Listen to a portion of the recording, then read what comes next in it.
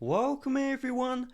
Here is how to activate eSIM in iPhone 16 Pro Max.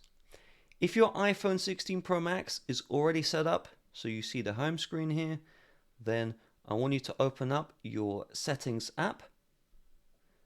Then you're going to head into the mobile service option. And in this one, you will either see setup mobile service, setup eSIM, setup carrier plan. One of those, just tap on whatever you see here. If your iPhone is not set up, then you can just head to the setup eSIM page, and regardless, we are in the same menu.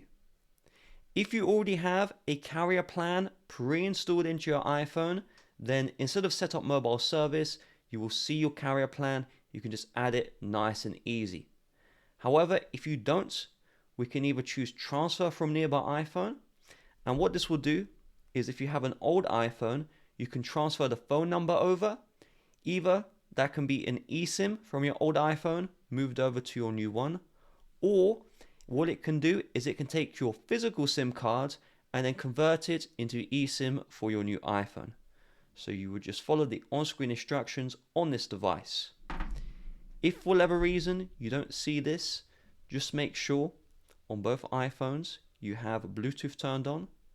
So if you just swipe down from the far right hand side on both devices, and then we'll tap the toggles here, we just want to make sure Bluetooth is on both iPhones if that prompt doesn't show up.